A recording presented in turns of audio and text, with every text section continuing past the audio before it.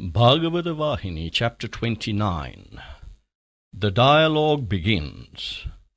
Describing the stages of creation, sage Shuka said, Shatarupa and Manu together approached the Lord of creation and inquired what they had to fulfill. Brahma replied with a smile, Be mates of each other, beget and people the earth. Equipped with the authority derived from this command, they fill the earth with people. At this the king interjected, Master, I have learnt from my own experience that the origin of all grief in this world is infatuation or moha. I have no desire to hear about these matters. Please relate to me how to overcome infatuation, delusion, and attachment. In these last days, what exactly has man to do? Which name has he to keep constantly in mind so that he can avoid forever this round of birth and death? Tell me these things, he asked. Shuka was very much delighted at this query. He replied, O king, you are a spiritual soul. You serve sages with devotion. This large gathering of monks, ascetics, and sages is proof of your meritorious acts, for these do not usually congregate in any place. The king interrupted him with his protest. No, my lord, I am a great sinner. I have no trace of spiritual progress in me. If I had the least merit, if I had served sages devotedly, I would not have become the target for the curse of the Brahman. The fortune that I now enjoy, namely the company of these great sages and the chance of adoring your feet, is the consequence of the meritorious acts of my forefathers. I know fully well that my activities have not contributed anything to it. The grace that Shyamasundara, Krishna, showered on my grandparents is the cause. Had it been otherwise, can persons like me, who are sunk in the well of samsara, immersed in the vain pursuit of sensory pleasure, who do not contemplate for a moment the true, the eternal, and the pure, can we ever hope to see before us, in concrete form, your presence, ever roaming in the silences of the forests unknown to man? Really, this is an unattainable piece of good fortune. All this is due to the blessings of my grandparents and the grace of Shyamasundara or Krishna, not to anything else. You are full of affection for me, and so you attribute this to my own merit. I am only too well aware of my failings. Kindly continue to shower on me the same affection, and help me to decide what has to be given up by a person whose death is imminent. What has to be adopted and practiced by him? Advise me on this, and make my days worthwhile. You alone can solve this for me. Relate to me the Bhagawatha, as you said you would. You told me that it is the basis for progress and for liberation. It will destroy sins. It will result in prosperity. Let me quaff the sacred nectar of the name of Krishna and refresh myself in this feverish heat, he pleaded. Shuka smiled at the king and said, The Bhagavata is as worthy of reverence as the Vedas, as worthy of study and observance. At the end of the Dwapara age, on the Gandhamadana mountain, in the hermitage of my father Vyasa, I had listened to that sacred text. I shall repeat the same to you. Listen. At this the king inquired, with his palms held together in prayer, O incomparable sage, I have heard that you were an ascetic, deep in detachment from the very moment of birth. Even without the traditional ceremonial rites which purify and clarify the intellect, such as Jata Karma, Namakarana, and Upanayana, that is the first cleansing of the infant, the obeisance to all the gods, and the rite of initiation and being led to the teacher, you had won the fullest awareness of the reality. And hence, I have heard, you were moving about in the consciousness of that truth away from men in the forests. Hence, I am surprised that your heart was drawn towards this text, which you say is saturated with devotion. What caused your interest in this path? I pray that you describe the circumstances to me." Shuka started explaining with a calm, unruffled countenance. "Yes, I am beyond prescriptions and prohibitions. I am in unbroken mergence in the attributeless Nirguna Brahma. That is the truth about me. Nevertheless, I must declare that there is an inexpressible sweetness in God that attracts you and captivates you by his sportive activities and attributes. I must confess also that I have listened to the description of the beauty and the sweetness of God. My mind delighted in hearing and reading the glories of God, manifesting his divine attributes through each of these. I could not remain at peace. I exulted like a madman, thrilled by the bliss I derived from listening and reading. His sweet pranks and sports intoxicated me with infinite joy. This day I came hither, since I became aware that a chance has arisen to relate them to a group of eager listeners, persons who, in all respects, deserve to hear them and understand their significance. Therefore, I shall relate that sacred Bhagawatha to you, and through you to the personages gathered here.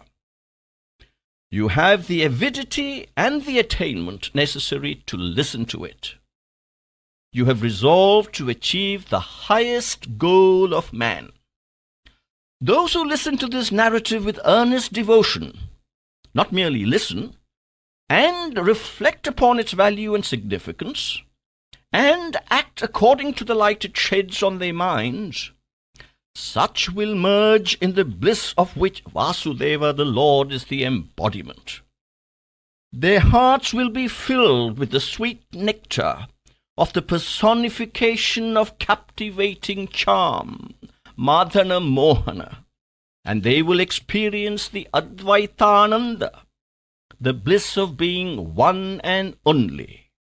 The highest sadhana is the recitation of the name of God with full vigilance of thought, feeling, and utterance. That is, manovakaya, and the loud singing of his glory. No better sadhana exists. O king, do not lose yourself in anxiety that time is short. Not much time is needed to win the grace of God. The rays of grace from that embodiment of compassion can fall on you as quick as the wink of the eye. I shall enable you to listen during these 7 days the stories of many who experience spiritual bliss. How Vasudeva blessed them with spiritual progress. How persons crossed the ocean of birth and death through the hearing of stories and the singing of the glory of God that is manifest in them. We shall not waste a single moment. You are conscious that you have only 7 more days of life. Therefore, give up all sense of mine and thine, of the body in which you live, and the home in which the body lives. Be aware only of the story of Madhava, the Lord of the universe. Drink the nectarine narratives of the incarnations of the Lord. It is quite a common occurrence that stories are told and heard by gatherings of thousands. But jnana, or wisdom, can be achieved only by placing complete faith in what is heard. That faith must result in a cleansed mind, a pure heart. One further point, O king. There are countless exponents who go about discoursing on morals and spiritual matters on the basis of mere study. They do not have an iota of experience of what they preach. They have no faith in the authenticity of the various manifestations of divine glory which they dilate upon. Such exhortation is as ineffective as offerings of ghee made not in flames, but on a cold heap of ashes. It will not cure the mind of faults and failures. In your case, there is no fear of such ineffectiveness. Your heart is immersed in the uninterrupted flood of love for Shyamasundara, that is Krishna. Whoever listens to this narrative and imbibes the nectar of this story, with a heart bubbling over with divine yearning, unshakable faith in God, and constant joy, can attain the realization of the self. This is beyond the realm of doubt. O King, this occasion, this text, and this listener are all quite appropriate and excellent. Saying, "Oh, how fortunate you are!" the sage Shuka placed his hand on the head of the king in benediction. He caressed the thick curls of his hair. The king pleaded most humbly, "Master, you know too well that I have very little time before me. Therefore," he continued with folded palms, "give me the highest guidance, and I shall get myself established in it all these 7 days. Give me the holy formula, so that I can repeat it in the short time I have, and keep it fresh in memory, and save myself." The sage laughed. "Parikshit, those who are intent on sensory pleasures spend their days in worry and anxiety, in pain, grief, and tears throughout a long period of life. They breed like birds and beasts. They eat good food and cast it away as urine and feces. This is the purposeless life that most people lead. Can you call this the process of living? Enormous numbers of living beings exist on the earth. Living is not enough. It has no value by itself for itself. It is the motives, the feelings, the thoughts, the attitudes that prompt the day-to-day life that matters. If a person has divine qualities manifesting themselves as thoughts, feelings, etc., then he is alive. Instead, if a person defiles the holy encasement of the body, by utilizing it for unholy purposes that cater to momentary happiness, thereby ignoring the all-knowing, all-powerful providence, it is to be condemned as a calculated denial of one's humanity. Take the case of a person who has fixed his mind on the lotus feet of the Lord, that is Hari. It does not matter if he is short-lived. During that short period, he can make his life fruitful and auspicious. O King, to remove your doubt, I shall tell you the beautiful story of a Rajrishi. Listen. In the Solar dynasty, there was once a ruler who was mighty in prowess, heroic on the field, prolific in charity, upright in character, and just in his dealings. He was named Katvanga. He had no equal, no one who could challenge him. Meanwhile, the wicked Daityas and Danavas mustered their forces and went to war against the Devas or gods. The gods were afraid of being overwhelmed. They realized their weakness and came down to earth and sought help from King Katvanga. The king was also longing for the adventure of battle. So he collected his bow and arrows, and riding his chariot, he proceeded to the scene of war. There he shook the hearts of the Daityas and Danavas by sheer terror of his valor. the enemy fled in panic, unable to withstand the terrible onslaught. Since it is immoral to subject a fleeing foe to hot pursuit, Khatvanga desisted from further clashes. The gods, or the devas, were happy that they could achieve victory through the timely help of Khatvanga. They praised his might and his sense of righteousness. "O king, there is no one who can compare with you in contemporary history. You granted us triumph in this deadly struggle against the forces of evil. We desire that you should accept from us in return any help that you need and we can render." The king told them, "Ye gods, yajnas and yagas are performed by men to please you, isn't it? This battle, in which I had the privilege to participate, is therefore a yajna, so far as I am concerned. What else do I need from you than this grace that you have showered on me? This is adequate boon." Declaring thus, he fell at the feet of the gods. Not satisfied with this reply, the gods compelled him to ask for something, for some boon from them.